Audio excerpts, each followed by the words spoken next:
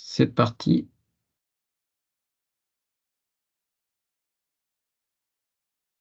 Ok.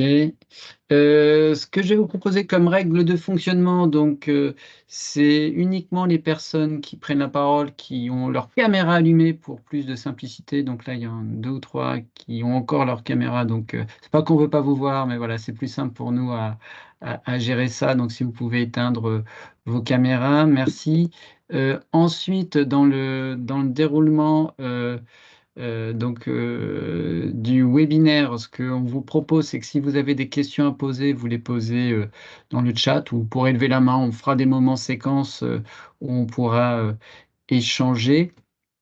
Et bien entendu, on aura voilà, différents types de questions. Donc vous pouvez aussi les mettre, ces questions, dans la partie chat.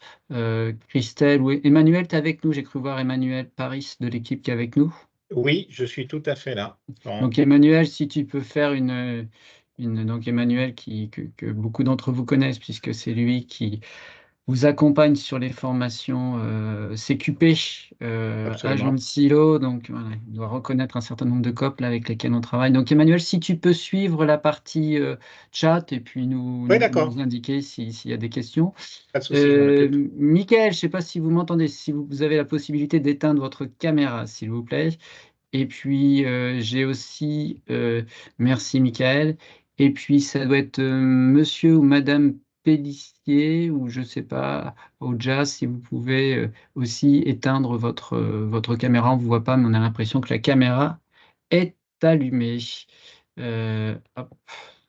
Ok, super, je vous remercie.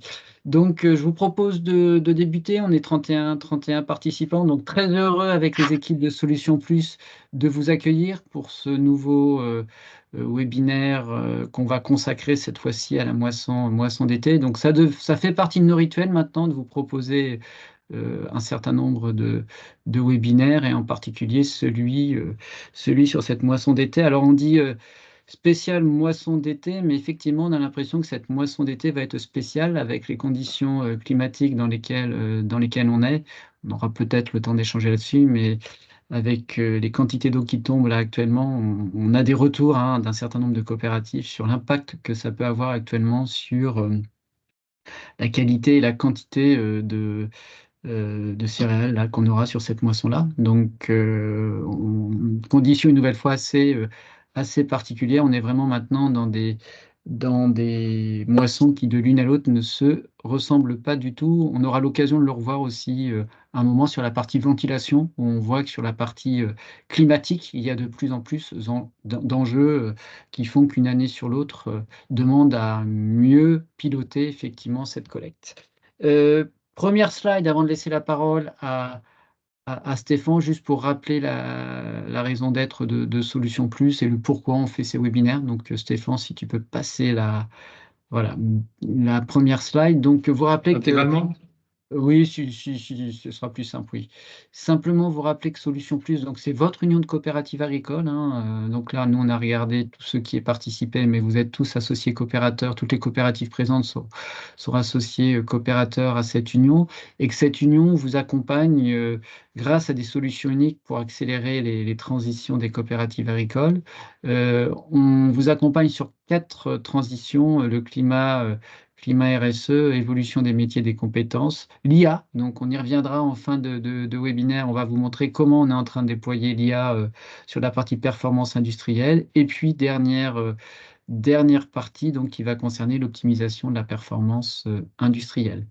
Donc, on est là pour vous accompagner sur tous ces enjeux-là, avec aussi, euh, par rapport à nos adhérents, voilà, l'enjeu de partager avec vous un certain nombre de bonnes pratiques et d'animer aussi des benchmarks sectoriels ou le partage de bonnes pratiques. Je vais laisser la parole à nos deux experts sur le sujet. Donc, Stéphane, chef de projet performance industrielle au sein de Solutions Plus, et David, donc, qui lui est consultant senior sur les aspects ventilation énergie. Vous les connaissez bien puisqu'ils travaillent avec vous au quotidien, et donc on a co-construit ensemble cette présentation pour vous donner quelques clés, en sachant que vous en avez beaucoup chez vous, de ces clés, pour avoir quelques éléments pour une collecte efficace et avec un Est-ce enjeu qu'il qui va t'arrive? être un enjeu de très pratique. Je ne sais pas qui a son micro d'allumé, mais voilà, s'il peut l'éteindre. Stéphane, tu as le droit de le laisser allumer le tien. Je te laisse la parole, Stéphane, puis je vais... Oui, merci Florent. Donc l'idée de cette, vous savez, il y a ce rituel des lancements de collecte qu'on fait chaque année dans les coopératives. Et donc l'an dernier, ça avait plutôt bien fonctionné. On a eu beaucoup de demandes en fait. Donc l'idée aussi, c'est que le support, bien sûr, vous sera envoyé. Voilà, donc vous pouvez aussi vous servir de ce support. Je sais qu'il y a des lancements de collecte qui vont pas tarder à démarrer là dans des COP. Donc l'idée, c'est de reprendre vraiment ce rituel qui serait un peu un rituel de lancement de collecte, comme on a l'habitude de le faire dans beaucoup de coopératives. Alors, premier, toujours pareil, hein, la sécurité, safety first, hein, souvent on démarre par ça. Donc l'an dernier, on n'a pas réinventé les choses. Hein, les enjeux et les objectifs, hein, on rappelle, c'est assurer le zéro accident pendant la collecte, les deux objectifs, et c'est le taux de formation des saisonniers. Chaque année passe et chaque année, on nous explique que c'est de plus en plus compliqué de recruter, alors pas forcément que des saisonniers, parfois même des permanents, d'où l'intérêt, je le rappelle ici, de notre formation CQP agent de silo, hein, qui aide on a des gens qui viennent d'horizons de plus en plus différents et aujourd'hui, on peut aller chercher, on peut former des gens au métier. Il n'y a aucune formation, je dirais, scolaire qui existe malheureusement pour ces métiers. Et donc, le CQP agent de silo, c'est qu'on peut faire à plusieurs coopératives. Hein, donc on n'est pas obligé de le faire que dans une seule coopérative. Et à l'image de Axéréal, on peut aussi organiser des sessions et les animer en interne. Donc, je le rappelle ici parce que c'est vraiment important. Et dans ce cadre-là, les 5 quick wins de focus avant collecte, c'est s'assurer des ports des EPI avec la gestion du port des EPI, toujours assez compliqué en cette saison, identifier les risques lors des visites de site. On insiste beaucoup là-dessus de toute façon, même si on va vous présenter, on peut accueillir au préalable les saisonniers de manière en salle ou en distanciel. L'identification des risques sur le site, hein, le premier cas d'accident qu'on a en collecte, c'est la chute de plein pied, c'est la cheville tordue. C'est généralement le nid de poule qu'on n'a pas identifié, le traversé de fosse quand on réceptionne du poids ou du colza. Hein, tout le monde a connu ça. Malheureusement, nos saisonniers, eux, ils ont tendance à penser, une fois qu'on a récolté le blé et l'orge, que le reste, ça va de la même manière. On ne marche pas de la même manière sur du blé qu'on ne marche sur du poids. En tout cas, on ne glisse pas de la même manière. Réaliser des points de sécurité quotidiens. Là aussi, on a de plus en plus de coopératives qui mettent en place ce qu'on appelle des points 5 minutes, hein, un point d'équipe le matin, comme on le fait de plus en plus en industrie, enfin, comme ça se fait en industriel pour faire le Excuse-moi, point sur Stéphane, l'activité. Patrick, vous venez de nous rejoindre. Est-ce que vous pourriez éteindre votre caméra, s'il vous plaît? Merci. Donc, ces fameux points sécurité là, donc à animer aussi. Hein, cette année, on aura une collecte spéciale parce qu'on aura moins de volume, on le sait. Par contre, une amplitude qui peut être la même. Hein, les remorques sont moins remplies et donc avec des périodes plus creuses. Et des fois, les saisonniers, ben, ils s'occupent, mais ils s'occupent pas forcément à bon escient. Donc, avoir un point de vigilance là-dessus suivant l'intensité des journées. Établir un plan de circulation, parfois, le plan de circulation peut être amené à évoluer en fonction de la collecte des volumes et d'une période de pluie où on a des volumes importants qui arrivent. Donc là aussi, c'est vraiment important. Et puis, bien sûr, on le rappelle, hein, il y a une obligation à avoir son autorisation de conduite si on est amené à conduire sur les plateformes un chariot élévateur. C'est des fois un peu compliqué, mais tout le monde n'a pas. Enfin, il y a encore des fois où on a des cas où il n'y a pas eu l'autorisation qu'on doit porter sur soi, en tout cas qui doit être sur site, d'autorisation de conduite. Dans le cadre de l'accueil des saisonniers, moi, je souhaitais rappeler quand même qu'aujourd'hui, on a plus d'une vingtaine de coopératives qui en fait ont créé un accueil saisonnier personnalisé à partir de notre plateforme de la COP Academy. Donc en fait, la coopérative, elle peut abonder. Donc en fait, on a un message, on a des modules de formation pour les saisonniers. Donc c'est se former aux enjeux, c'est un parcours en ligne qui dure 1 heure. Et donc l'intérêt de la COP Academy, c'est vraiment de pouvoir évaluer le saisonnier en amont, parce que dès que le saisonnier est recruté, on va dire, par mois de février, mois de mars, on peut lui faire la formation. Ça permet d'évaluer aussi la connaissance et la compréhension qu'il a eue. Donc, quelque part, d'alerter aussi le jour où il va être sur site Le manager dira attention, il y a quelques points de vigilance à avoir avec voilà, ce saisonnier-là. Et puis, l'autre intérêt, c'est que ça vous permet aussi de profiter d'un benchmark complet. C'est-à-dire que l'an dernier, une coopérative nous a rejoint, nous a dit, nous, on aimerait avoir une animation sur le risque Big Bag, par exemple, ou le risque. Eh bien, on va créer un module et ce module, en fait, on va le mettre à disposition de l'ensemble des coopératives. Et donc, vous faites un peu votre marché dans on vous construit un accueil saisonnier. Bon, et l'intérêt, c'est que ça permet tout de suite de sensibiliser le saisonnier et en plus de l'évaluer, je dirais, avant qu'il arrive sur site. Voilà.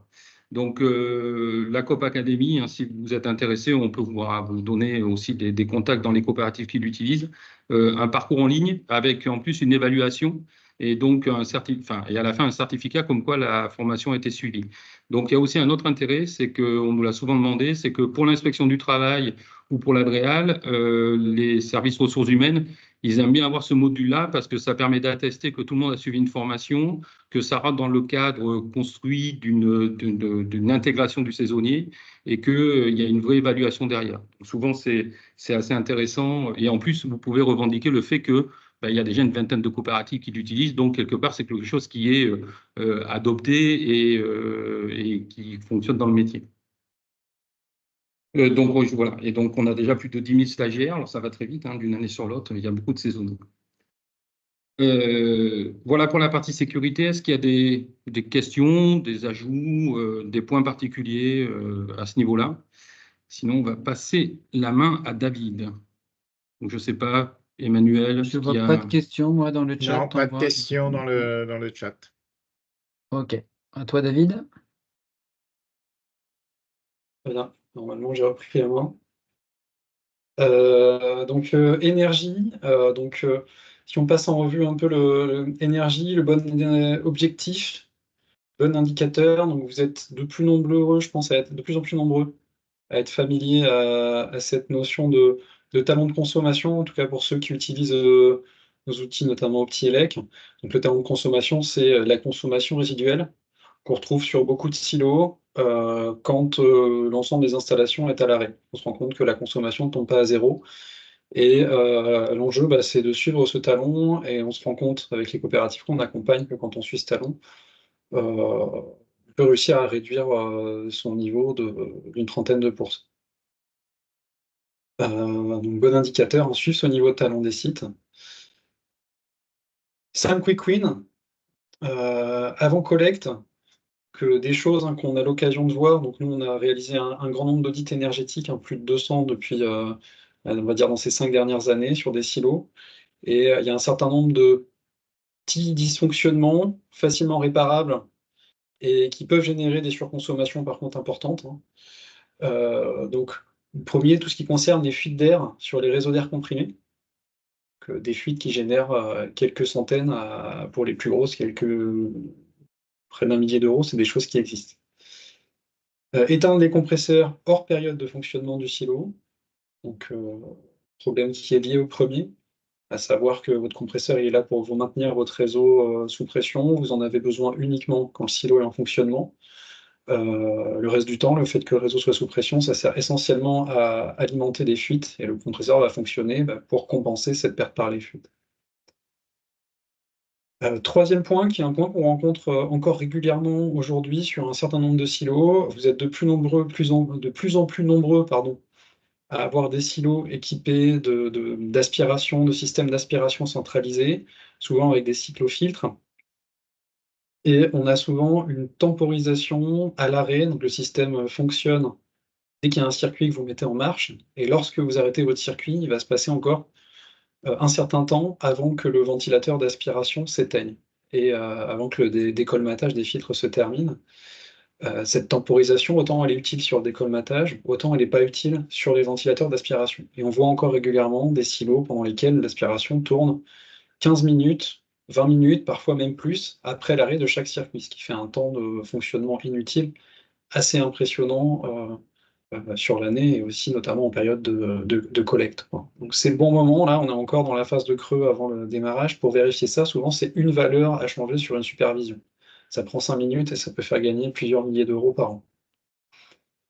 Quatrième point, éviter le fonctionnement à vide des équipements de manutention. Alors ça, c'est particulièrement vrai sur les sites sur lesquels tout n'est pas informatisé aujourd'hui. Et la période sur laquelle on a le plus de ces fonctionnements à vide, c'est souvent pendant la phase de collecte, sur lesquelles vous avez potentiellement plein de fois allumé à éteindre des circuits au fur et à mesure de la venue des adhérents. Donc un point de vigilance là-dessus. Et dernier point simple, utiliser l'éclairage uniquement si nécessaire. Savoir qu'effectivement, avoir la totalité du silo allumé du matin au soir, surtout en été quand il fait jour jusqu'à 22h, c'est pas forcément utile. Mais le fait de regarder ça, d'identifier ça sur certains de ces silos, ça peut permettre aussi éventuellement de se rendre compte que on fait ça juste parce que tout est relié à un seul interrupteur, par exemple. Donc ça peut vous poser des questions après, plus sur le moyen terme ou le long terme. Stéphane, je te laisse la parole là-dessus. Tu peux lancer la slide, pas de souci. Donc en fait là vous faites un petit retour d'expérience. Vas-y Ali, tu peux voilà un retour d'expérience sur la coopérative CVP. Donc par rapport à l'accompagnement à la fois qu'on a donc CVP, on a fait les audits énergétiques réglementaires qui sont en cours là. Et alors l'audit c'est tous les 4 ans, mais l'idée c'est de mettre à disposition un outil qui permet aux managers et aux agents de silo de suivre au quotidien sa consommation. Et la première étape, hein, avant d'aller plus loin et de rentrer dans les choses très techniques, c'est vraiment d'identifier tout ce qui est dépenses inutiles, ce que vient de dire David. Donc là, on s'était mis un objectif. Voilà, quand on présente l'outil, on dit voilà, on aimerait baisser notre consommation de kilowatts d'à peu près 10%. Puisqu'on estime souvent, quand on fait les audits énergétiques, que le talon, hein, c'est-à-dire le résiduel, ce que David parlait juste avant, on parle d'une économie qui est de l'ordre de 10 à 15%, donc on reste humble, mais avec moins de 10%. Les actions et les moyens mis en place, c'est maîtriser les consommations inutiles, mais c'est aussi pour le manager de vraiment animer des rituels de performance. Donc depuis un an, là, avec la directrice Claire Pelletier chez CVP. Et aujourd'hui, on mesure les consommations inutiles. C'est-à-dire que l'idée, c'est pas de dire on travaille bien ou mal, c'est vraiment de dire bah, on pense à éteindre. Entre Noël et le 1er de l'an, on réduit les consommations et on s'assure que le week-end, on a bien éteint les compresseurs. Tout ce travail-là nous a amené au bout d'un an avec une baisse de 25% des kilowattheures consommés inutilement. C'est-à-dire que le talon a baissé de 25% en moyenne. Et ça représente sur l'ensemble des sites conçus pour CVP 50 kilowatts à peu près par jour. Et quand on ramène ça, alors le prix de l'énergie a baissé, là où il est en cours d'être mieux négocié, en tout cas de baisser pour les entreprises, pas forcément pour les particuliers. Et aujourd'hui, ça représente à peu près 4 000 € par mois sur l'ensemble des silos. Donc c'est sûr que si on prend silo par silo, ça ne pourrait pas être grand-chose, mais à l'année, et je crois que CVP, dans son bilan RSE de l'année, ça fait partie des coopératives qui s'engagent et qui réalisent leur bilan chaque année, ça représente 4 000 € par mois. Donc voilà, à peu près, grosso modo, on est à peu près 100 000 € pour une année à valeur constante d'économie d'énergie. Voilà pour le témoignage. Donc, c'en est un parmi plein d'autres, hein, puisque on a aujourd'hui 20 à 25 coopératives qui sont équipées de cet outil et qui suivent et qui ont à peu près les mêmes niveaux de résultats. Voilà. David, je te laisse enchaîner. Ouais. Donc, je vous rappelle, on pourra vous le fournir à ceux qui ne l'auraient pas encore. On a édité un livre blanc hein, sur l'énergie dans les silos, hein, qui correspond aussi pour ceux qui ont des problématiques liées au tout ce qui est décarbonation, à vos émissions directes, hein, donc tout ce qui est scope 1 et 2, sur un peu toutes les bonnes pratiques, les meilleures pratiques qui existent aujourd'hui dans la profession. Hein. Donc ça, c'est un peu la synthèse ou le retour d'expérience des 200 audits qu'on a eu l'occasion de réaliser sur des silos ces dernières années. Donc, avec à l'intérieur donc un benchmark hein, qui sert aujourd'hui de référence sur nos métiers, donc, et une vision globale des meilleures pratiques disponibles. Donc ce livre blanc, je pense qu'on pourra vous le transmettre pour ceux qui ne l'auraient pas à l'issue de la réunion. Je vais faire un focus sur la ventilation. Donc la ventilation, c'est le premier poste de consommation électrique sur les silos, et au-delà de l'aspect énergie et consommation, c'est un enjeu très important pour la qualité du grain, et notamment pour lutter contre les insectes, et d'autant plus ces dernières années où on a de moins en moins le droit d'utiliser d'insecticides.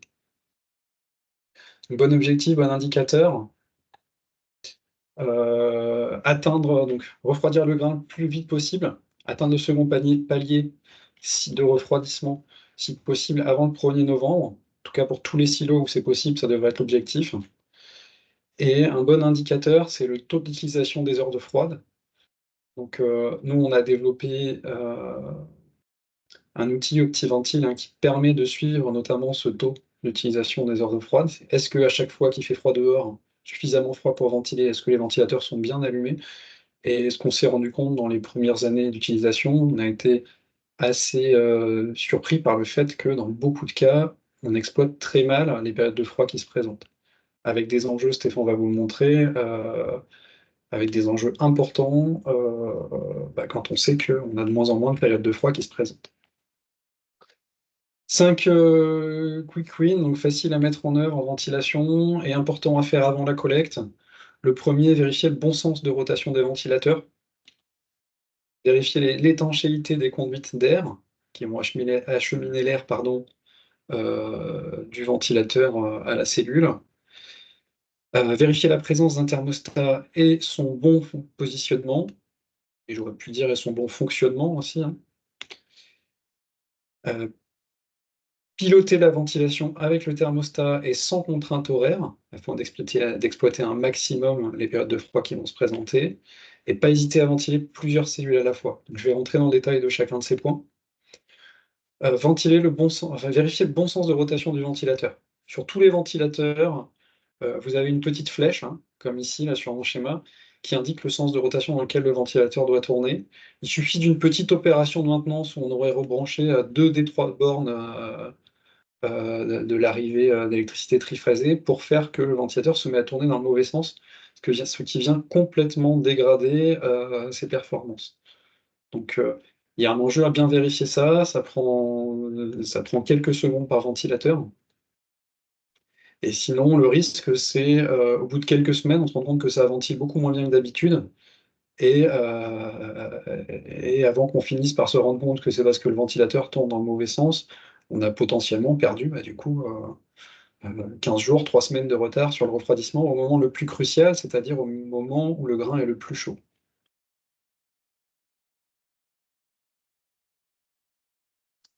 Alors, l'enjeu de la ventilation, donc comme je vous disais, ça va être terminer le deuxième palier le plus rapidement possible. Le deuxième palier, il est autour d'une douzaine de degrés. Donc c'est une fois qu'on l'a terminé, on amène les éventuels insectes qui auraient pu se développer à un niveau où ils vont se mettre entre guillemets à hiberner, c'est-à-dire qu'ils vont arrêter de se reproduire. Donc plus on l'atteint vite, plus on limite le risque d'infestation. D'un point de vue énergétique, on a 2 contraintes. 1er novembre, passage au tarif électrique hiver, ce qui fait que tout va coûter plus cher. Après, le delta de coût, il varie en fonction de vos différents contrats. 1er décembre, début des heures de pointe pour les silos qui sont branchés sur des endroits où on a des heures de pointe. Donc là, tarif encore plus cher de l'électricité. Les bonnes pratiques pour aller le plus vite possible, éviter la programmation horaire jusqu'à fin octobre, tant qu'on est en heure d'été. En règle générale, l'électricité en heure d'été, donc jusqu'au 31 octobre, coûte moins cher qu'on soit en heure creuse ou en heure pleine que l'électricité à partir du 1er novembre, c'est-à-dire en heure d'hiver. Et plus le grain est chaud, c'est-à-dire sur toute la période estivale, plus c'est important de refroidir le grain rapidement. Donc éviter la programmation horaire, c'est éviter de s'empêcher de ventiler à des moments où il ferait suffisamment froid, mais où la programmation horaire a dit « c'est pas encore là ». Ensuite, maintenir et utiliser le thermostat donc à 12 degrés pour le deuxième palier jusqu'à la fin du palier. Et ça, c'est plus pour ceux qui disposent de l'outil OptiElec. Pensez à bien mettre à jour vos coûts d'électricité pour maintenir les indicateurs au plus juste.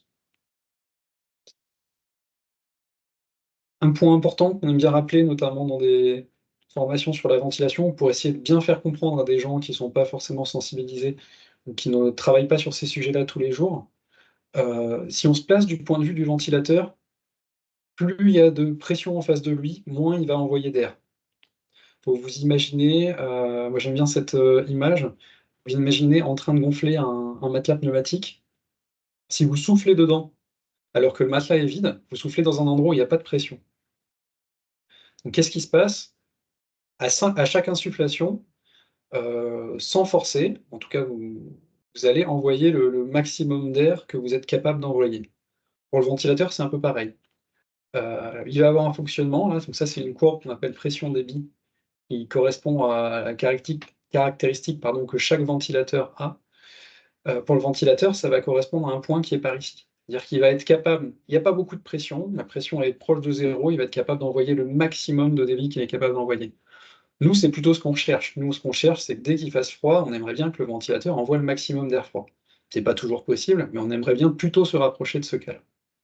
Deuxième cas de figure un peu extrême, le matelas, il est un tout petit peu dégonflé, vous voulez souffler dedans, là, vous allez envoyer beaucoup moins d'air.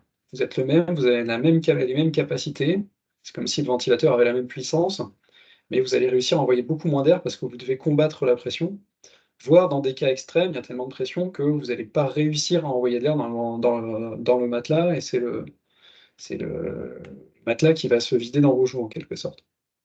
Donc là, on est dans un point qui va être par ici, c'est-à-dire au maximum de pression du ventilateur, et le ventilateur peut se mettre à débiter beaucoup moins. Ça, c'est important, parce que souvent, quand on ventile, on a tendance à se dire: «On a un problème, on va ventiler plutôt une seule cellule plutôt que plusieurs», par exemple. Et en fait, ce qui se passe, c'est qu'en concentrant l'air dans un espace réduit, et ben, l'air va traverser beaucoup plus vite la cellule et il va y avoir beaucoup plus de frottement.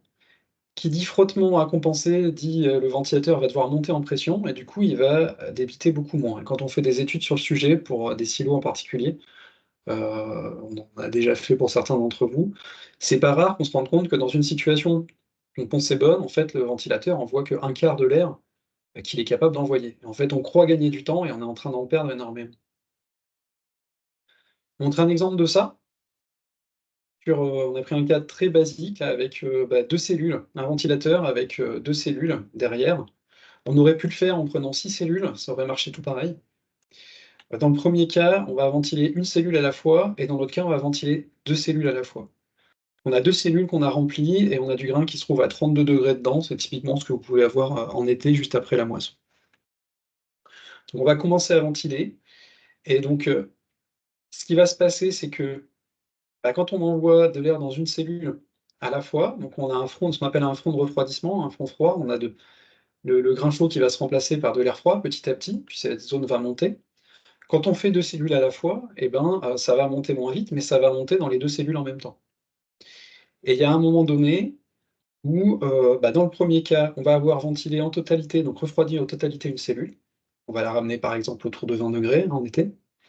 L'autre, on n'y a pas touché pour l'instant, alors que dans le deuxième cas, et ben, on va avoir fait une bonne partie de chacune des cellules. Ce qui est important de voir, c'est que dans le deuxième cas, comme on a débité plus d'air, comme c'était plus simple pour le ventilateur, parce que l'air se répartissait dans une plus grande surface de grain, il voyait moins de pression, donc il débitait un peu plus, et donc ça fait qu'on n'a pas fait la moitié de chaque cellule, on a plutôt fait les 2/3 de chaque cellule.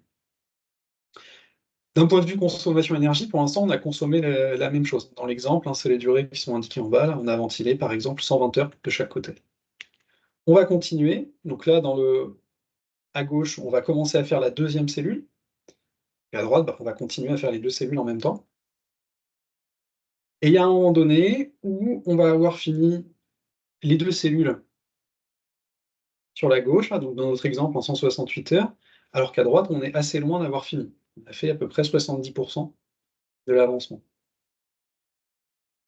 Donc là, ce qui est intéressant, c'est que dans ce cas-là, et ben, faire une cellule à la fois, on a réussi à refroidir plus rapidement une cellule, mais par contre, si on se place du point de vue du silo dans son ensemble, on est en train de faire perdre du temps au refroidissement dans sa globalité. Dans le deuxième cas, on a mis plus de temps à refroidir une cellule, et par contre, on arrive très vite à avoir refroidi l'ensemble de notre groupe de 2 cellules. Et si on va jusqu'au bout, et ben, dans un cas, on va avoir mis 240 heures en faisant une cellule puis la deuxième, alors qu'en 168 heures, dans le deuxième cas, on aura fait 2 cellules à la fois. Si on regarde des exemples de coûts, dans des situations comme ça, on a essayé de prendre des chiffres un peu caractéristiques. On va avoir mis, pas loin de 2 200 € en faisant une cellule à la fois et seulement 1 500 en ayant fait les 2 simultanément. On va le voir juste après, mais ça va avoir un impact aussi sur le développement des insectes, hein, du coup, parce que les insectes, ils vont se développer d'autant plus vite qu'il fait chaud dans la cellule. Et si on avait positionné des valeurs là, dans ces deux cas, dans le premier cas, on n'aurait pas atteint encore on aurait dépassé la première génération d'insectes, c'est-à-dire que les insectes éventuellement présents auraient déjà eu le temps de pondre des œufs qui auraient donné des larves qui auraient atteint l'âge adulte, alors que dans le deuxième cas, potentiellement pas encore. On va y revenir après, David. Vas-y. On va y revenir après. Est-ce qu'il y a des questions? Alors, donc là, on était vraiment sur la partie énergie, hein. C'est pour ça qu'on va revenir sur la partie insectes après, puisqu'il y a une autre conséquence à ne pas ventiler 2 cellules ou un maximum de cellules à la fois. C'est ce qu'on vient de dire, David, c'est sur les insectes. Et on sait que cette année est une année insecte. Je vais l'animer tout de suite. Est-ce qu'il y a des questions à ce niveau-là? Il Pour n'y a l'instant, rien dans la conversation, on Stéphane. a perdu personne. Ça va. Donc, c'est moi qui reprends la main. Si ça veut. Donc, ce qu'on a, merci David, c'est bon. Vous voyez mon écran? On me confirme? Oui. Oui, c'est bon. OK. Donc, l'idée là, en fait, c'est de vous présenter un nouveau visuel. En fait, donc, quand on accompagne les coopératives, quand on fait des bilans, l'idée aussi, c'est de sensibiliser les opérateurs à la particularité de l'année. Alors là, j'ai pas pris 10 années. Il y a une vraie question qui se pose aujourd'hui, c'est combien de temps, avec les variations de chaleur, on va dire déjà, est-ce que mon silo est adapté? Est-ce qu'il faut faire du groupe froid? Enfin voilà. Et l'enjeu, hein, c'est ce qu'on disait avec David, sur tous les audits et les accompagnements qu'on fait, c'est que avant de vouloir mettre des groupes froids, ce qui est une alternative tout à fait possible, je dirais, c'est déjà de s'assurer que on utilise bien les heures de froid et que surtout chaque opérateur a bien compris l'enjeu. Alors ici, ce que j'ai fait comme animation, c'est en fait, je suis allé chercher, vous obtenez ça en fait en open source, enfin sur Internet, hein. En fait, j'ai pris, alors là, j'ai pris le centre de la France. Bon, voilà, c'est pour vous illustrer. Et là, en fait, c'est la comparaison. Donc là, on est au mois de juillet. Et ce qu'on disait, c'est que cette année, donc en fait, on a une alors là, on est à partir du 15 juillet, pour ceux qui ont des récoltes dans certaines régions qui démarrent plus tôt que d'autres, ce qui n'était pas le cas du Nord, par exemple, cette année. Mais là, vous voyez que cette année, on a ici de 0 heure à 0 heure, donc on a la valeur d'une journée. Là, vous avez les jours du 1 au 30 juillet. Et ce qu'on voit, c'est que frais, vous voyez, frais, ça correspond à 18, entre 13 et 18 degrés. Donc, en fait, le bon réglage pour atteindre le premier palier dont parlait à l'instant David. Et en fait, ce qu'on voit, c'est que 2023, eh ben, en fait, le mois de juillet, à partir du 15 juillet, pour ceux qui avaient déjà rentré l'orge et du blé, eh ben, en fait, on était beaucoup plus favorable que 2022. C'est-à-dire que 2022, vous voyez, on avait un peu de frais, mais plutôt à partir du 15 juillet, mais on n'a pas eu, dès la récolte, on ne pouvait pas ventiler. Autant on a vu un début juillet assez frais des 2 années, autant là non. Donc là, l'idée de l'animation, c'est que, enfin, je pourrais vous donner le lien, mais ça se trouve facilement. Alors, c'est des températures, ce qu'on appelle aéroports, hein, ou militaires, c'est-à-dire qu'il y a beaucoup d'aéroports donc ça peut être, il y a forcément quelque chose dans votre région où il y a ce type d'information, pas forcément silo par silo. Mais vous voyez, l'idée, c'est que là, on est sur du frais. Donc, premier palier, on est sur du frais, on va chercher des 18-13, voire du 20, hein, ce qu'on appelle confortable ici. Donc, vous voyez on avait plus de possibilités. Donc, ça, c'est un élément important parce que nous, on a accompagné les COP cette année, je vais y revenir, et on a été très vigilant à ventiler le maximum de cellules dès le début parce qu'il y avait du potentiel. Si on prend le mois d'août, c'est intéressant parce qu'en fait, on a eu un mois d'août beaucoup plus frais. En fait, grosso modo, vous voyez que de 0 heure à 9 heures du matin, et même ici, à partir de 18 heures, hein, ici, dès le début août, là, on est le 1er août ici, 30 août ici, on a une période par rapport à l'an dernier où, vous voyez, il y avait des grosses périodes de chaud, il avait fait très chaud autour du 8-15 août, là, l'amplitude de frais, donc on est toujours dans cet esprit de on va chercher le premier palier, et vous voyez que, alors ça fait rire Florent parce qu'il n'entend pas ça tous les mots, mais on voit même que fin août, on avait un temps frisqué. Bon, forcément, ce n'est pas une expression, mais donc l'appli dit ici qu'on avait frais, voire frisqué. Donc frisqué, ça veut dire qu'on était, on était en dessous de 13 largement, voire jusqu'à 8 degrés. Donc en fait, plutôt favorable, avec vraiment des phases où on pouvait ventiler sur fin août. Là, la récolte est terminée, on a rentré le blé, on pouvait ventiler quasiment 24 heures non-stop. Les ventilateurs pouvaient tourner pendant 24 heures. Mois de septembre, ce qui s'est passé, c'est que là, on a eu un peu le revers, c'est qu'on a toujours un mois de septembre qui était plus chaud. Et on a eu une fin septembre, par contre, qui ne nous a pas permis, par rapport à l'an dernier, vous voyez, où on avait une plage ici qui était vraiment très favorable à partir du 15 septembre pour ventiler. Alors, des gens qui disent, ouais, j'attends, je ventilerai un peu plus tard, j'attends qu'il fasse frais. Sauf que cette année, il n'a pas fait frais. Et donc, ben là, on va y revenir, mais là, pour les charançons et pour ceux qui n'auraient pas ventilé toutes leurs cellules au départ, comme l'a montré David juste avant, eh ben, en fait, là, on a un cumul de température, on va y revenir, qui fait que c'est très propice aux charançons. Et même si on se met à ventiler à partir du 15, le problème, c'est que les charançons, ils se sont déjà développés. S'il y en avait dans le silo, ils sont présents. Et donc, ils ont eu tout loisir de préparer l'avenir. Donc là, on a une période de septembre qui est très défavorable et qui s'est poursuivie, je vous l'ai mis là hein, pour bien expliquer aux équipes, mais qui s'est poursuivie jusqu'à mi-octobre.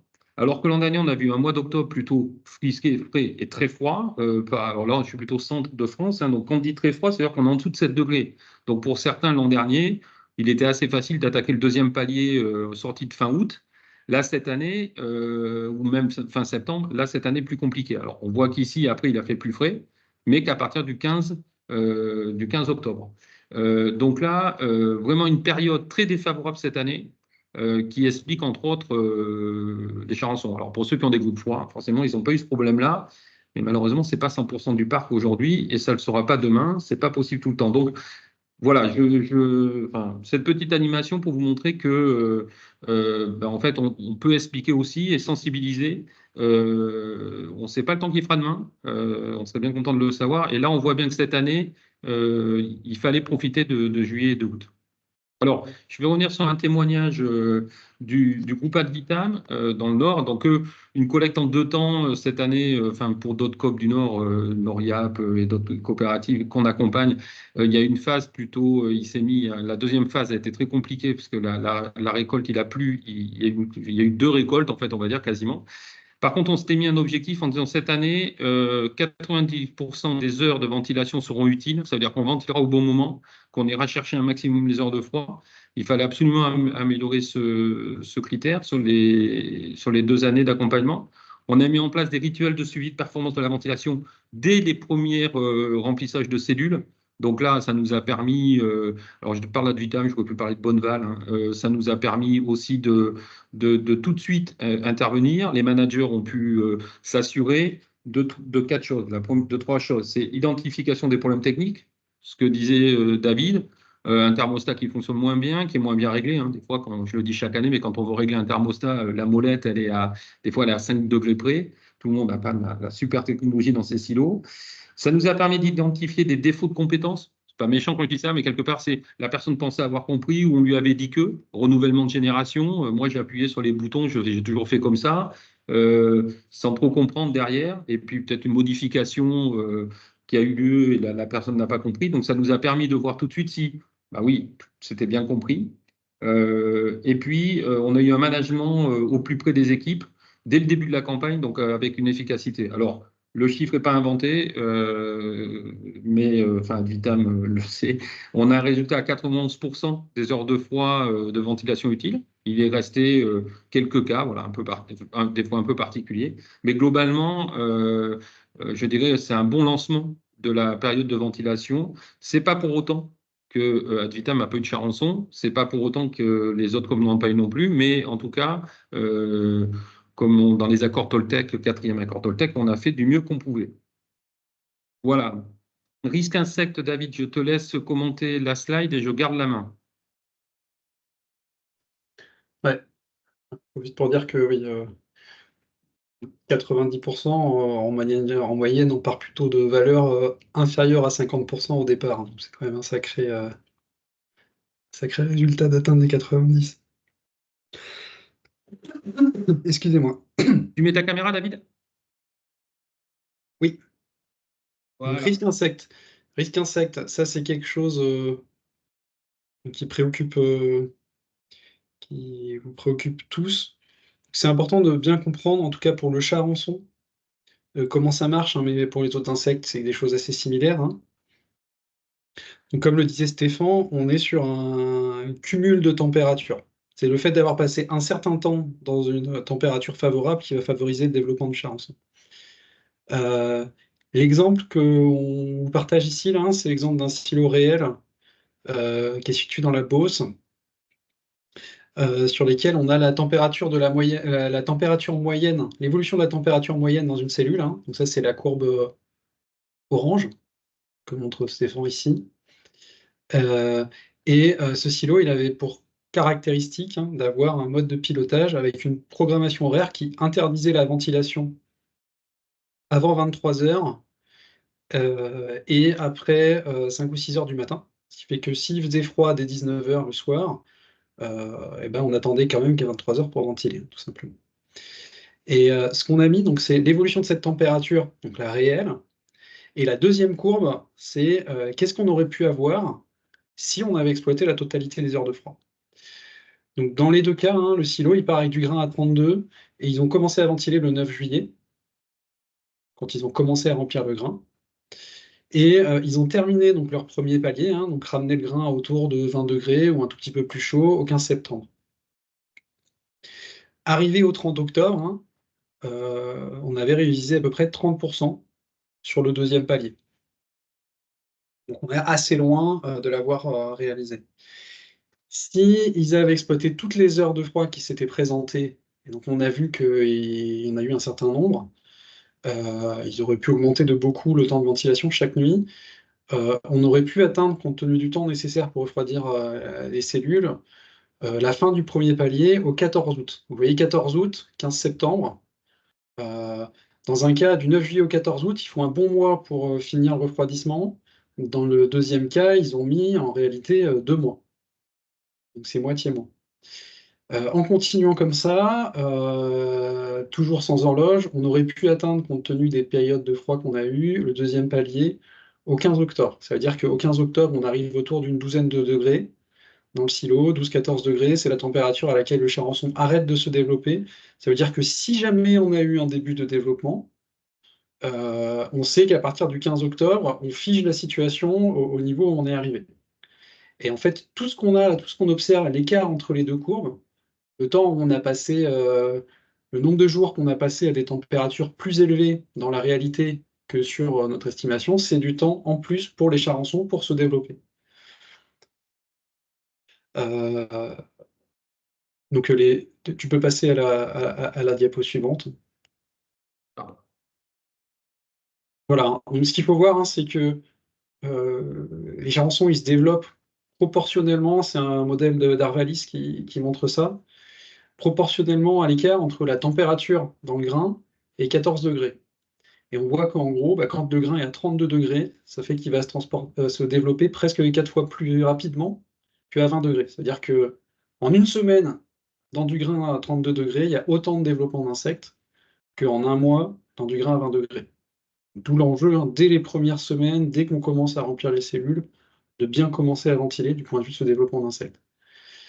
Donc ça veut dire que, si je reprends nos deux exemples de tout à l'heure, en fonctionnant juste avec le thermostat sans horloge, c'est-à-dire en se garantissant d'exploiter toutes les périodes qui se présentent, on a fait l'essai de calculer ça. Donc, arrivé au 30 novembre, on aurait atteint, sous réserve d'avoir eu quelques insectes au départ dans la cellule, on serait rendu à la deuxième génération. Il faut voir qu'à chaque fois qu'on passe d'une génération à la suivante, on multiplie par 25 le nombre de charançons. On considère qu'un charançon en donne 25, de par le nombre d'œufs qui vont être pondus. On arrive à peu près à un facteur multiplicatif fois 25. Donc ça veut dire que vous avez 25 fois plus de charançons qu'au moment de la récolte. Fonctionnement avec thermostat et horloge de 22 heures à 6 heures, hein, donc le cas réel qu'on a eu sur le site, compte tenu de l'évolution des températures dans les cellules, toujours au 30 novembre, on arrive dans ce cas-là à la 4e génération, ce qui fait qu'on a multiplié une première fois par 25 pour passer de la première à la deuxième, puis une deuxième fois par 25 pour passer de la deuxième à la troisième, puis encore une troisième fois pour arriver à la 4e. Et là, on a multiplié en gros par 15 000 le nombre de charançons par rapport au départ. Donc en fait, l'important là dans cette conclusion, c'est de dire que c'est les erreurs qui ont été faites sur la ventilation sur le mois de juillet et le mois d'août, on va dire, hein, vraiment dans les premières semaines, qui font qu'on observe une explosion du nombre de charançons d'un seul coup à l'automne. et c'est quelque chose qui a été observé dans beaucoup d'endroits cette année. Oui, David, merci. Et il est certain que, enfin, on voulait vraiment insister parce que souvent on nous dit non, mais on a ventilé, on a descendu le grain. Alors on arrive au mois de décembre, vous avez 2 cellules qui sont avec un peu de chance à 5 ou 6 degrés. Sauf qu'il y en a une qui a eu, comme l'a montré David, qui a été ventilée dès le début de la récolte avec une progression de baisse de température. Et ce qui a démarré qu'à partir du 15 octobre, on a vu sur le schéma précédent. Alors en effet, les deux ont peut-être enfin certains ont des puissances de ventilateur qui permettent de faire ça. Mais le calcul, il est très simple. Hein. Arvalis dit, c'est la différence au-dessus de 14 degrés. Donc, si votre grain il est à 30 degrés et que par rapport à 14 degrés, ça fait 16 degrés, chaque jour, vous cumulez au bout de 400 degrés, vous avez une génération complémentaire. Donc, enfin, ce calcul, on s'en sert, nous, dans le risque insecte, dans l'accompagnement du risque insecte pour les coopératives. Là aussi, c'est de sensibiliser sur le risque insecte, hein, parce que on peut prendre un silo global, mais une cellule qui n'est pas ventilée, vous voyez, ça va très vite. Hein. Il suffit de 10, 15 jours, 20 jours sans ventilation pour qu'on ait déjà une génération de charançons. Et donc, dès que le redoux arrive en sortie d'hiver, eh bien, il ne faut pas s'étonner d'avoir une présence de charançons importante parce qu'on les a juste endormis. Voilà, donc merci David voilà, pour ce point-là. Est-ce qu'il y a des questions? Est-ce que intervention? Voilà. Non. Emmanuel? Rien dans la conversation, non, non, et moi, Dans je la n'ai pas de conversation, questions donc complémentaires. on est très clair pour l'instant. Tout à fait. Où personne n'apprend rien, donc, mais ce qui doit être beaucoup le cas pour beaucoup. Des bons rappels. Pour continuer, donc, un petit focus aussi, on en avait parlé l'an dernier sur le bilan matière. Donc, le bilan matière, les objectifs hein, pour beaucoup de COP, c'est le respect des classements filières, hein, que ce soit en orge, en blé et autres espèces. Donc, le bon indicateur, c'est le pourcentage de déclassement. On a remis ça en avant parce que cette année, une sensibilisation particulière sur le risque maladie. Je vous parle de ça donc sur les 5 quick wins de bilan matière. Le réglage des moissonneuses-batteuses, hein, toujours la même bataille, mais sur les entrepreneurs, parfois on voit beaucoup de grains cassés. C'est toujours une bataille, ce grain cassé. Ce grain cassé, il y a Michael Maisonneuve qui est avec nous. Les silos portuaires, ils n'aiment pas du tout le grain cassé. De toute façon, ils vous le disent. Donc là, le réglage des moissonneuses-batteuses, c'est important. Puis ça veut dire qu'il y a autant de blé qui reste dans le champ. Hein, pour l'agriculteur. Moi, j'ai beaucoup connu ça. Bien passer le message de vérifier le nettoyage des boisseaux sur les plateformes de collecte. Alors, il y a peut-être de moins en moins de boisseaux, mais il y a toujours un résidu chaque année de tournesol ou de maïs qu'on a oublié de vidanger ou de nettoyer. Privilégier la gage technique au tamis. Ça, c'est sûr que c'est des bonnes pratiques. Étalonner le mode d'échantillonnage. Hein, je conseille sur des années un peu difficiles ou par exemple en colza de ne pas hésiter à croiser des échantillons. Je sais que beaucoup de COP font ça, au moins sur un même terroir, et c'est vraiment important, y compris pour assurer les adhérents dans l'évaluation qu'on fait du niveau d'impureté. Et puis ne pas sursécher. Pour information, avant de vous parler d'un retour d'expérience d'opti-séchage, aujourd'hui est parue la lettre du mois de mai, stockage Arvalis, qui est intéressante. Là, je l'ai parcouru ce matin, pas encore lu complètement, mais il y a une bonne analyse sur le stockage à la ferme, qui est intéressant. Et puis, il y a aussi une analyse sur l'impact des changements, enfin, de ce que je vous ai montré sur les variations de température, sur la conservation du grain. Donc, je vous conseille hein, de vous abonner très facilement à Arvalis, à cette lettre, hein, qui est gratuite, et donc qui est intéressante, qui a toujours un Arvalis. En plus, ils ont une station avec un silo, donc ils font beaucoup d'essais. Pour ceux qui ne connaîtraient pas, n'hésitez pas à vous abonner à cette lettre qui est vraiment très intéressante. Donc moi, je vais revenir sur un bilan opti-séchage. Alors, opti-séchage, c'est un outil qu'on utilise cette année, qu'on a plutôt utilisé en maïs. Certains ont séché un peu de blé cet été, mais j'ai pas voulu. Bon, il n'y a pas assez d'éléments pour faire un focus là-dessus. Donc, l'outil opti-séchage, c'est un outil qui va remplacer le cahier de séchage, hein, tout simplement. Sauf que ben, le cahier, on l'utilise, on va pas le voir, on l'utilise pas. Le bilan séchage, quand on a le temps d'en faire un, on le fait au mois de mars quand les factures de gaz arrivent, donc ça n'intéresse plus personne. Donc là, c'est pour vous faire un premier retour d'expérience. On a 11 coopératives utilisatrices en maïs. On fait aussi, bon, il y a aussi du tournesol, du sorgho et plein d'autres. Là, j'ai fait un focus maïs, 80 séchoirs qui ont été actifs cette année là, sur cette campagne 2023. plus de 400 000 points de séchage, ça représente 9 marques de séchoir. C'est intéressant de voir, voilà, avec des époques différentes, mais on a énormément de marques de séchoir et ça représente, donc là, la base de données cumulée de ces coopératives, c'est à peu près 1 million de tonnes de maïs aux normes qui ont été séchées. Et ce qu'on constate, c'est intéressant et ça va nous permettre d'avancer, de discuter, c'est qu'au niveau des résultats, c'est qu'on a quand même 44% des volumes qui sont avec une humidité sortie séchoir en dessous de 15. Alors, pas de jugement, hein, c'est pas bien ou mal, c'est difficile de le savoir, en tout cas ça dépend de l'équipement, mais ça veut dire quand même qu'il y a une marge de progrès, il y a aussi une marge de sécurité qui est prise par les personnes qui sèchent, les agents de silo. Donc là, il y a quand même 44%. C'est assez intéressant parce que c'est à peu près le même niveau de pourcentage que les heures de froid non utilisées quand on a commencé à mettre en place OptiVentile. Donc, intéressant. Alors, ça a des conséquences, hein, sur un maïs à peu près à 200 € cette année en moyenne. Hein, ça remonte un peu là, mais le bilan matière, ben, ça représente pour l'ensemble de cette tranche-là, c'est 100 000 tonnes de bilan je dirais de maïs. On a séché, enfin on a enlevé de l'eau, donc c'est un bilan matière négatif de 110 000 €. C'est pas énorme, mais quand même, voilà. Et par contre, le surcoût gaz, sur un prix moyen du gaz qu'on a pris, toutes coopératives confondues, ça représente 450 000 € de surcoût gaz. Vous voyez, donc sur ces chiffres-là, c'est loin d'être neutre. D'aller sursécher son maïs, c'est des surcoûts de gaz importants. Et pour autant, l'ensemble des séchoirs là qu'on accompagne, les audits qu'on a fait, on a plus de 70% des séchoirs qui ont des performances énergétiques qui sont plutôt bonnes. Voilà. Mais là, on est sur un peu on prend beaucoup de sécurité, donc il y a un sujet, il y a des vraies réflexions à avoir par rapport à ça.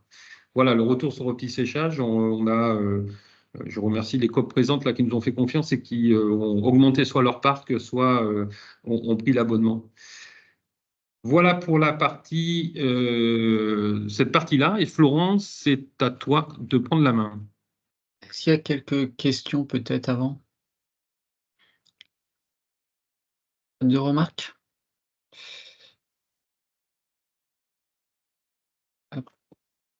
Non, arrêtez le partage de mon côté. Voilà. Ok, bah, je vais le faire du mien. Je lance d'abord la presse. Hop.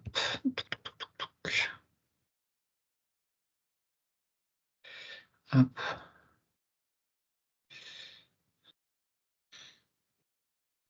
Est-ce que vous voyez ma présentation? Pas encore, Pas Florent. encore. Pas C'est encore. bien. C'est pour savoir si des gens suivaient. Effectivement, elle n'était pas partagée. Hop, alors attendez. Hop.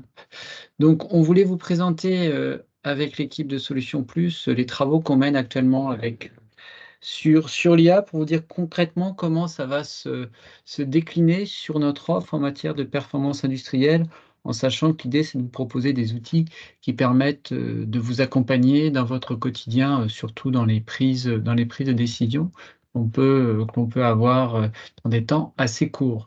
Donc l'idée qu'on va avoir au niveau de Solutions Plus, c'est on est sur une approche assez pragmatique avec une proposition là qui va être d'augmenter les solutions existantes et en particulier, je vais vous montrer ce qu'on va faire au niveau de la gamme des optis.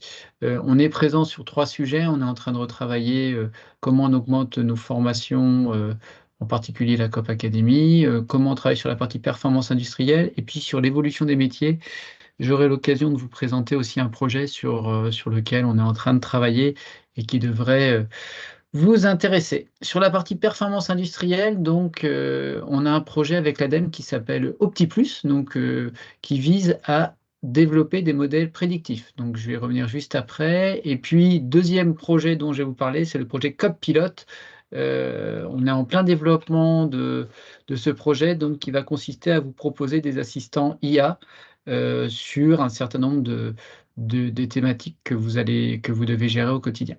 Quand on regarde le projet OptiPlus, notre objectif, hein, c'est de vous accompagner avec la gamme des optis. Stéphane le disait, il y a plus d'une vingtaine de COP qui sont clientes et aujourd'hui, on est à 6 solutions, donc OptiVentile, OptiElec, OptiSéchage, OptiFlux, OptiStructure. De nouvelles solutions vont vous être proposées sous peu. On aura l'occasion d'en reparler avec vous. Donc, Opticali, il nous était demandé par un certain nombre de COP. Donc là, on va proposer un outil de traçabilité et de réalisation des rondes au niveau de vos silos.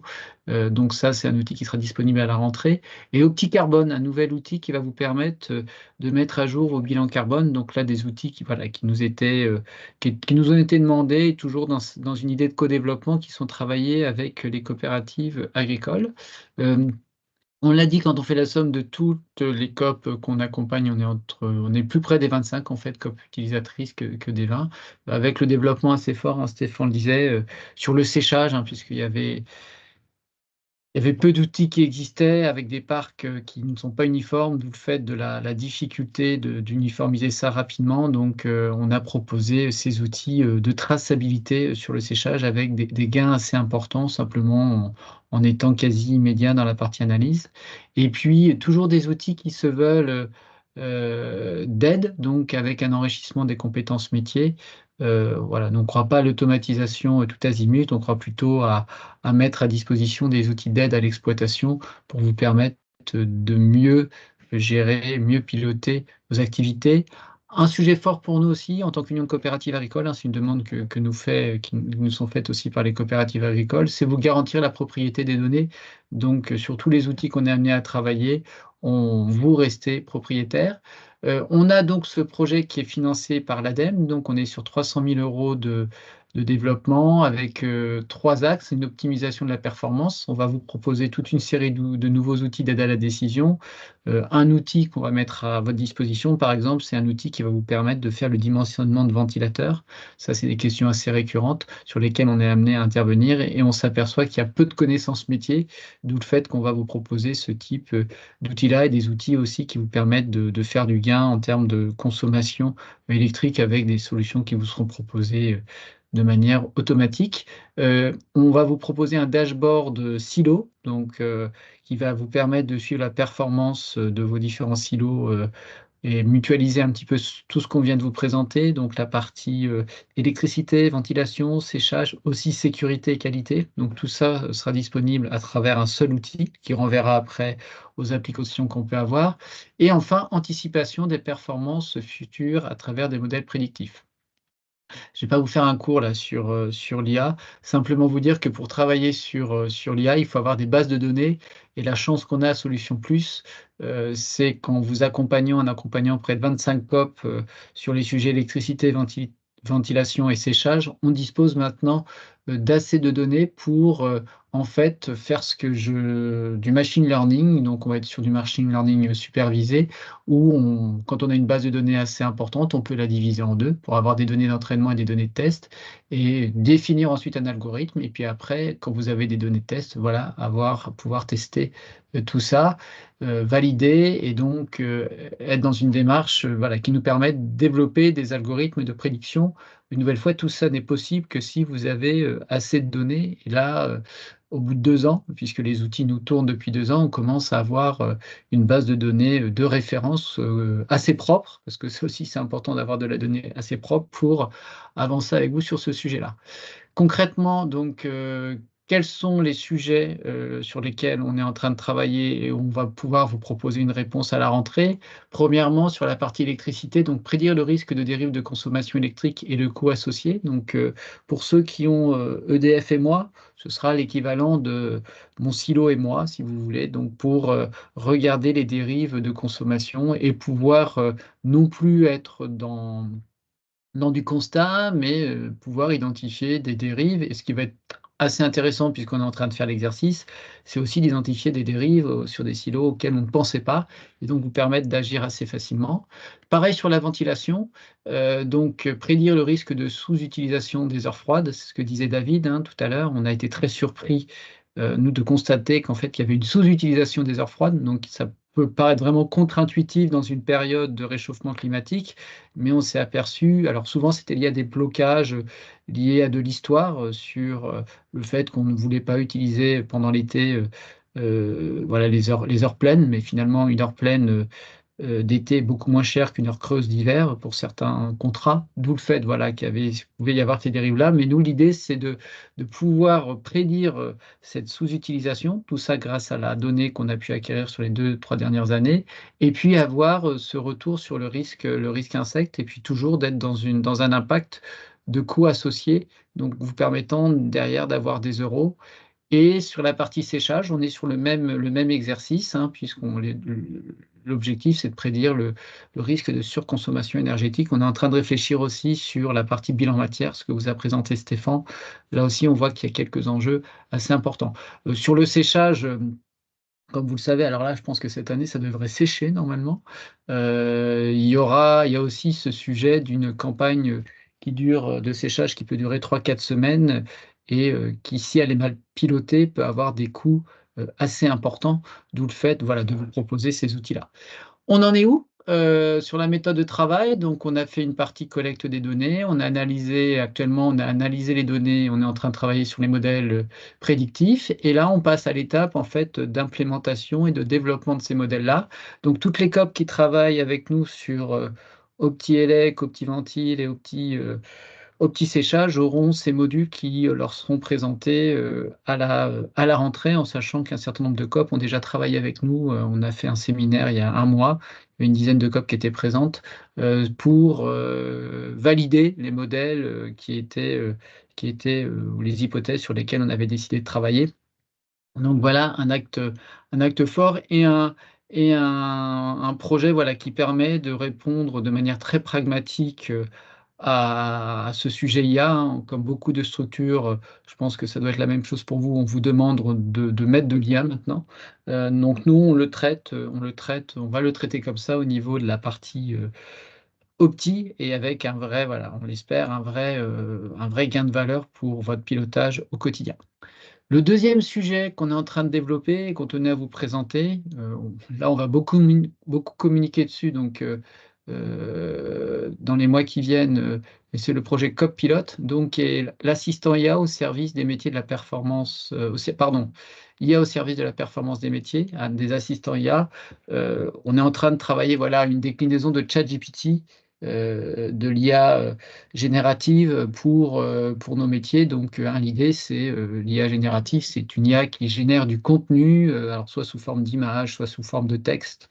Et donc, c'est ces interfaces qui sont devenues très conviviales et très simples d'utilisation. Donc, c'est vous permettre de poser des questions assez simples à une interface et derrière de vous guider dans ces réponses-là et qui derrière vous voilà, répondra à des enjeux aussi différents que la consommation énergétique, le dimensionnement d'un ventilo, etc. Pour que ça fonctionne bien, une IA hein, générative, il faut avoir deux choses. Il faut avoir une bonne interface, un bon LMM, donc type ChatGPT.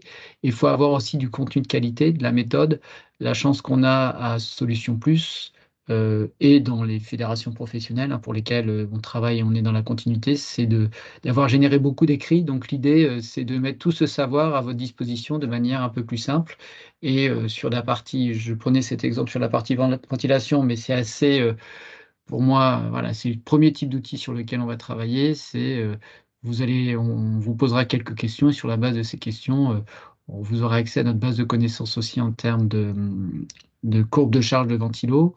On sera capable de vous donner les bonnes conditions pour faire fonctionner vos ventilateurs. Donc le projet en cours, CopPilot, donc avec pour nous quatre entrées importantes, hein. Donc il y aura une partie formation, il y aura une partie mieux vous aider à organiser votre travail. On vous mettra à disposition des outils vous permettant d'organiser vos revues de performance, hein. C'est un sujet qu'évoquait Stéphane, qui nous semble assez important. C'est comment on travaille à mettre en place des rituels de performance au sein des coopératives, vous aider dans la prise de décision et puis vous permettre de piloter vos activités. C'est une vraie déferlante hein, qui est en train d'arriver.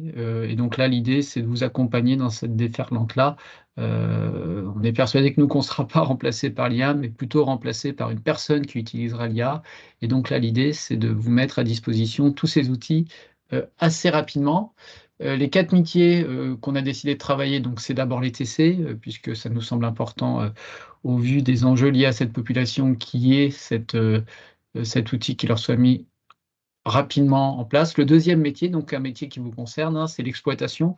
Et ce qu'on entend par exploitation, c'est les métiers aussi qui seront autour de l'exploitation, donc QHSE, énergie, RSE. Donc voilà, vous aurez aussi accès à ces GPTs métiers. les fonctions support, enfin, et puis le management et la direction générale. Sur le projet, on est sur un calendrier de 6 mois, donc ce que je vous disais, ça va aller très, très vite. Donc là, on est déjà à l'étape 2. On est en train de travailler sur le développement d'un LMM et d'un contenu sectoriel, test et pilote, et déploiement progressif. Si autour de l'écran, certains sont intéressés pour travailler avec nous sur ce projet, on va aller chercher un certain nombre de COP, on va faire une communication sur ce sujet d'ici mi-juin, qu'ils n'hésitent pas à revenir vers moi. Là, j'ai déjà des demandes de 2-3 COP qui souhaitent travailler avec nous puisqu'ils ont quelques idées sur le sujet. Et puis, bon, là, on va se laisser peut-être un petit peu de temps pour l'échange, mais voilà, sachez que on a déjà notre premier POC, donc notre première version bêta qui tourne actuellement et qui a été présenté en conseil d'administration de votre union de coopératives agricoles et qui a été validé et sur lequel on nous a demandé d'avancer assez rapidement pour vous permettre aussi de gagner en productivité au quotidien. Donc, c'était ce que je voulais, moi, vous présenter avec cette série d'outils basés sur de l'IA, mais qui concrètement devraient venir vous aider au quotidien dans le management de vos tâches. Voilà pour la partie IA. Stéphane, je te laisse peut-être animer s'il y a des questions. Alors, oui, alors c'est enfin, des questions qu'on nous pose souvent. Donc là, pour lancer la première question, mais je peux te la poser à toi, Florence. On nous pose souvent la question, donc on a un statut d'union de coopérative, et donc la question c'est qu'est-ce que deviennent les données des coopératives? Parce qu'on parle de 20, 25 coop adhérentes.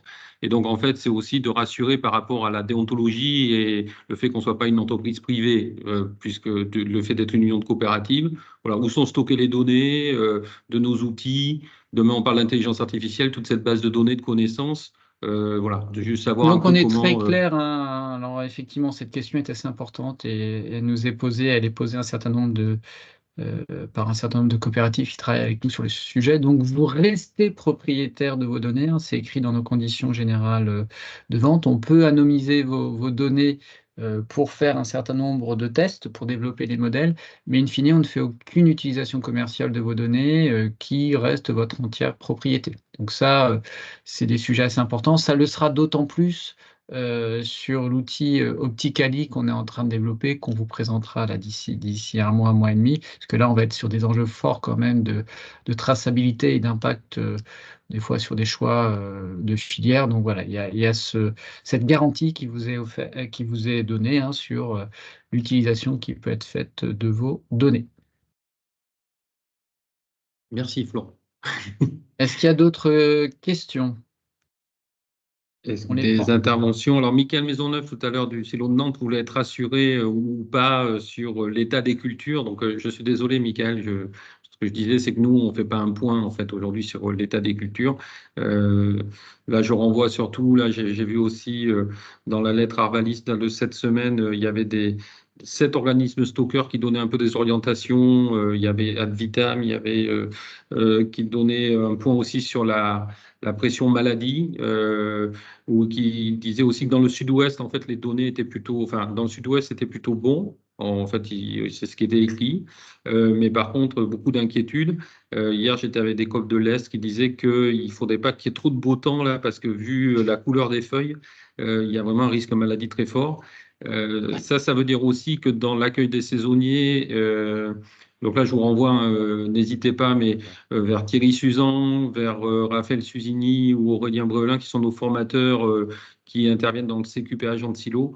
Si vous avez besoin de faire un point sur voilà, comment classer les lots, détecter les maladies, des bases de données d'images. Voilà, il y a Arvalis, mais on est aussi à votre disposition hein, pour les lancements de collègues, sensibilisés par rapport à ça, parce que c'est pas, on est vraiment sur une année spécifique, on en parlait l'autre jour. Autant le manque d'eau, on sait au niveau agronomique l'évaluer, on a assez de recul pour évaluer nos prévisions là-dessus. Autant le surplus d'eau, c'est très très compliqué. Et aujourd'hui, on a beaucoup de mal à établir des prévisions fiables parce qu'on ne sait pas, c'est assez exceptionnel les données cette année. On a vraiment beaucoup de mal à identifier et le risque maladie et le potentiel de rendement. Certains parlent, on le voit là, d'années de type 2016. J'espère que ça ne sera pas le cas, mais voilà. Donc, si vous avez besoin Je sais qu'il y a des responsables qualité autour. Vous avez dedans sans doute les éléments, hein, mais un complément ou besoin qu'on fasse un tour d'horizon des COP, n'hésitez pas. C'est le rôle de notre union de faire ça aussi. Et de LCA Métier du Grain, bien sûr. Hein, vous avez des contacts soit régionaux, soit nationaux au niveau de LCA Métier du Grain. Je sais pas des réactions, Michael. Je sais Non, pas non, si. mais j'étais venu aussi écouter voilà, moi aussi ma préparation de début de campagne.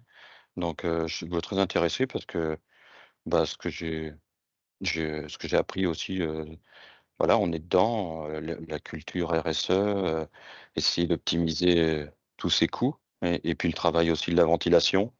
Voilà. Non, bah, c'est dans la continuité de ce qu'on fait déjà et ça m'a apporté en plus des choses. Donc, c'était même très intéressant. Donc, j'ai bien aimé. Et puis, oui, bah, après l'année prochaine, bah, on verra, hein, parce qu'il reste encore tout le mois de juin Oui, et il peut se passer beaucoup de choses. Donc, je fais Mais plus de plan sur la comète. c'est ce que disait Stéphane, c'est Mmh. le stress hydrique, on savait le travailler, on n'imaginait pas que là, d'un seul coup, ce serait des années avec trop d'eau. C'est vrai que chaque campagne maintenant devient vraiment n'est plus représentative. On se demande de quoi elle est représentative, de sa non-représentativité peut-être. Mais voilà, il y a cet enjeu-là qui pousse effectivement, ce que tu disais Stéphane, à être plus vigilant et à avoir ce travail de veille assez important. Donc travail de veille que nous, voilà, on tient aussi à vous proposer dans le cadre de ces webinaires. Je ne sais pas s'il y a d'autres questions. moi j'en profite. Enfin, pour le tour de plaine, je vois, il y a quelques COP du Sud-Ouest. Je vois qu'il y a Vas-y. Sandra, je crois, qui est avec nous.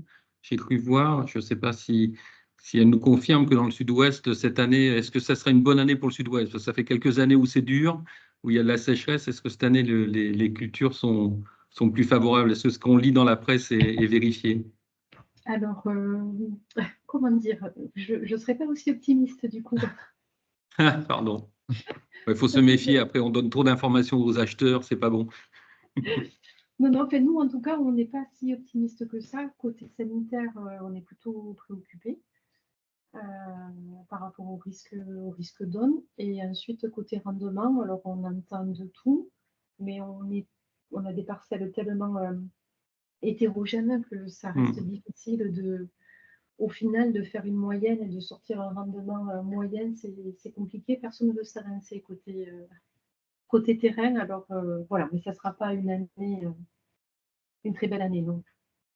Merci Sandra. Oui, et puis bon courage pour la logistique parce que je sais que ça va être des années compliquées, là. Les choix d'orientation des flux, je pense que ça va être très très C'est compliqué. exactement ça, tout à fait. Merci Sandra du témoignage. Merci beaucoup.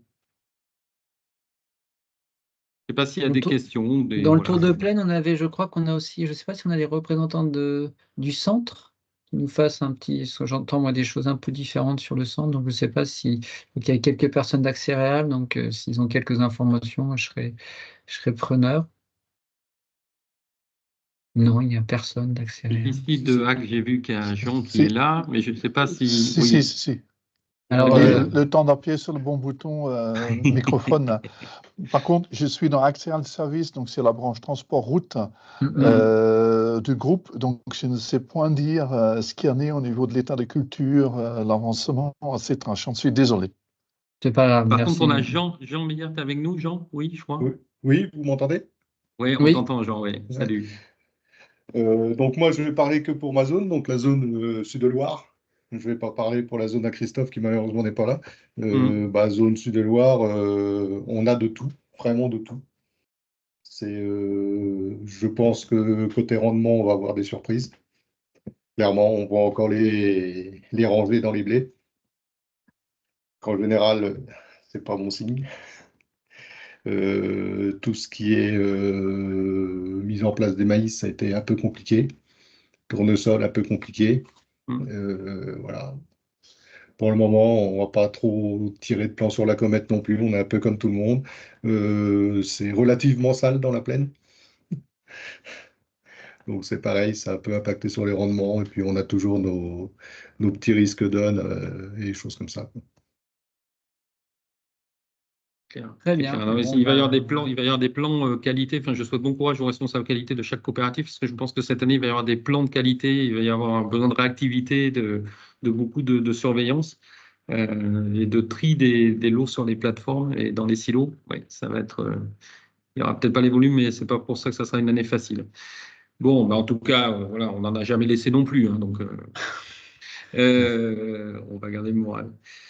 Est-ce qu'il y a d'autres questions, d'autres informations ou... Alors, une chose aussi, sans faire le total, mais dites-nous, faites-nous un retour peut-être. Il nous reste, voilà, il nous reste 5-6 minutes. Là, on va être largement dans les temps. Mais est-ce que c'est suffisant? L'an dernier, il y a eu quelques remarques en disant voilà, vous n'avez pas abordé tel sujet ou on aimerait qu'il y ait tel sujet qui soit abordé. Parce que comme c'est un rituel qu'on veut mettre chaque année en route, en fait, l'idée aussi, c'est de voir ce que vous souhaiteriez qu'on aborde. Sachant qu'après, bon, on a les clubs avec Mathieu sur la partie investissement, vieillissement des structures, hein, auxquels, si vous n'y êtes pas, je vous invite enfin, si vous êtes concerné, à vous inscrire. On a Julie Lecoq qui anime en partenariat avec LCA des clubs qualité. Donc là, vous devez être aussi informé, mais n'hésitez pas, si vous ne l'êtes pas, vous venez d'arriver dans les coopératives, n'hésitez pas à nous, profitez-en de nous envoyer un mail, on vous mettra en contact. Hein. Il y a tout ce qui va concerner aussi, on a eu des questions dernièrement sur le décret tertiaire. Alors nous, on n'est pas directement dedans, mais LCA gère aussi ça. Il y a eu pas mal de COP qui ont eu des relances sur le décret tertiaire. Donc n'hésitez pas, voilà, j'ai un tour de table. Prenez la parole. Je ne sais pas, j'ai vu que on avait au niveau de l'UAPL, j'ai vu qu'on avait quelqu'un qui s'était connecté. Voilà. Patrick Nolin de Senlis Bourgogne. Patrick. Bonjour Patrick. Donc moi, c'est ma première présentation que je suis de Moisson. Donc moi, je suis tout juste de passer responsable d'exploitation de Senlis Bourgogne. Donc après avoir évolué pendant 10 ans responsable métier du Rhin. Donc c'est vrai que c'est une première présentation que je suis et j'ai trouvé ça vraiment intéressant et ça me permettra aussi d'aborder ces sujets-là, ces thématiques-là lors des réunions des magasiniers avant la moisson et ouais, ça donne des bonnes idées. Merci Patrick, merci du témoignage et félicitations. Merci. D'autres interventions alors, Oui, je vois qu'il y a une main levée. Oui. Ouais, il y a une main levée. Allez-y. Oui, merci. À nouveau, Short Rutan, donc Axel Service, hein, donc la branche transport du groupe. En fait, c'est notre directeur, Monsieur Lamy, qui nous a demandé, Elodie, Avignon et à moi-même d'être présent. Donc, je m'attendais à ce qu'il y ait quelque chose, au moins au niveau du transport, en fait. Donc, vous l'aurez compris, je vous vois sourire. Certes, on est présent dans le club transport avec maintenant la nouvelle personne. Hein. Mais voilà, je m'attendais, enfin, j'espérais qu'il y ait quelques échanges au niveau exploitation, au niveau transport. Voilà. Peut-être des Alors, il ne comparaisons. manquera pas, je pense qu'on voilà, c'est pas un sujet qu'on avait. Là, on était vraiment plus orienté sur l'exploitation du silo, quoi. Mais effectivement, ce point transport, on le note, on refera de toute façon un webinaire après avoir fait l'été, on fait l'automne, hein, ça c'est logique. Et on rajoutera, on regardera avec l'équipe comment rajouter ce point transport, puisque effectivement ça peut aussi avoir un impact fort. Donc c'est bien noté pour un prochain webinaire. Je crois qu'il y a une question de Romuald aussi. J'ai cru voir que Romuald avait levé la main. Oui, bonjour. Donc, Romuald Doublé, je suis responsable industriel Agora. Bon, moi, j'en ai déjà croisé pas mal d'entre vous. C'est le deuxième webinaire moisson que je suis, donc toujours très intéressant. Ce que j'apprécie, moi, c'est que c'est quand même, c'est lié à l'actualité. L'année dernière, on a beaucoup parlé d'énergie parce que les cours de l'énergie bougeaient. On continue d'en parler. Cette année, on parle d'insectes et vous amenez ces réflexions sur les insectes. Ce que je trouve appréciable et qui fait qu'on peut utiliser aussi des extraits de ces présentations pour nos préparations de moisson, c'est on va dire les ordres de grandeur ou les chiffres que vous donnez. Voilà, faut qu'on soit pragmatique et qu'on soit un peu pédagogue avec nos chefs de silo, que ce soit des nouveaux ou des vieux briscards. Et voilà, les remarques sur les générations d'insectes, la multiplication qu'on a, ou des coûts d'énergie, des temps de refroidissement. Voilà, c'est des ordres de grandeur. Et plutôt que des grandes théories, je pense que c'est sur ces points-là qu'il faut agir. Et je me dis que à la rigueur, des petites fiches mémo, pourquoi pas, qui pourraient sortir de temps en temps et qu'on puisse faire circuler régulièrement, un peu comme une newsletter à l'exploitation. Ça pourrait être aussi un sujet quoi, pour animer un peu l'exploitation, quoi. Voilà. C'est Merci notre idée. Romuald de la remarque et je pense Romuald, tu vois que ça s'inscrit complètement dans, et je vous donne la parole Didier juste après, Romuald, ça s'inscrit aussi dans ce qu'a présenté Florent sur Copilote. Je crois qu'on croit beaucoup à cet instrument-là, c'est-à-dire que quelque part donner l'accès très facilement à des gens qui sont dispersés sur le territoire, là d'avoir, enfin c'est Copilote mon ami, hein, c'est que vraiment demain, à partir de tout le savoir et tout le cumul de connaissances qu'on partage ensemble de nos métiers, on croit beaucoup à cet outil qui permettra de manière, et à la fois qui permettra à chaque, je dirais, opérateur de silo, manager, de se familiariser aujourd'hui et puis de bénéficier de la connaissance commune qu'on a. Donc, on s'inscrit complètement là-dessus. Je crois que là, on est vraiment dans ce sens-là. Ça va dans ce sens-là. Ce que tu demandes, Romuald, j'ai une question à poser sur la ventilation. Je vais avoir une base de données, je vais pouvoir expliquer mon cas et on va s'enrichir mutuellement de toutes nos remarques. Donc là, c'est l'enjeu hein, des années à venir pour nous, ça. Et deux compléments, donc le support, je rebondis à Romuald, parce que tu as dit, donc le support va vous être envoyé sous deux formats, le format PDF et le format PowerPoint. L'idée, c'est que vraiment, enfin, c'est la manière dont on fonctionne à Solutions Plus, hein, avec vous qui, voilà, c'est votre union de coopératives agricoles, c'est que vous puissiez réutiliser le plus librement possible les supports qui vous ont été présentés. Donc voilà, nous, on aura réussi ce webinaire si vous n'avez même pas besoin d'aller sur un logiciel pour récupérer les PDF qui vont bien, qui vont bien. Nous, on vous l'envoie directement. Donc ça, c'est le premier sujet. On veut vraiment vous aider dans vos préparations. Et le deuxième sujet, c'est un sujet vraiment, il faut que vous aidiez David, parce que David se bat quotidiennement sur le terrain pour expliquer qu'on peut ventiler plusieurs cellules à la fois. Donc voilà, il a fait tout un travail pédagogique que nous, on a pu apprécier là, sur les matelas pneumatiques, etc. Donc moi, j'ai fini par comprendre hein, quand il a expliqué le matelas pneumatique en disant, bah, écoute, si tu souffles dans un matelas pneumatique qui est déjà plein, bah, et je pense qu'on l'a tous fait, on voit que ça sert à rien. donc voilà, ces images-là et l'animation qu'a fait David aussi sur voilà, les cellules pour vous montrer que c'est plus efficace, finalement, de faire plusieurs cellules qu'une seule à fond que plusieurs. Ça, c'est aussi des combats là qu'on est en temps, une bataille qu'on est en train de mener sur ce sujet-là, mais qui est assez importante parce que on voit que ça s'est perdu complètement et dans les audits énergétiques qu'on est amené à mener, on voit que c'est vraiment, c'est pas intuitif, hein, c'est même contre-intuitif ce qu'a présenté David. Donc voilà, il y a une pédagogie qui est faite et qui peut vraiment vous faire gagner en performance au quotidien. Donc on le traite aussi dans nos formations, etc. Mais voilà, il y a le sujet insecte hein, dont on a parlé avec les ordres de grandeur qui sont donnés. Je pense qu'on a un deuxième sujet on a quelques sujets importants et ce sujet-là, pour moi, l'est avec un travail pédagogique qui a été fait pour vraiment voilà, faire comprendre ces sujets-là, quoi. Donc voilà, je voulais rajouter ça. Didier, je crois que tu voulais intervenir. Ce sera notre dernière question. Ouais, oui, vas-y, Didier. Alors moi, c'est juste une petite requête. Alors c'est très très bien ce que vous faites, j'ai pas de souci avec ça comme toujours. Juste, vous pourriez le faire une semaine à 10 jours plus tôt. Juste que chez nous, on a déjà fait 2 tiers de nos réunions de pré-collecte. Ah oui.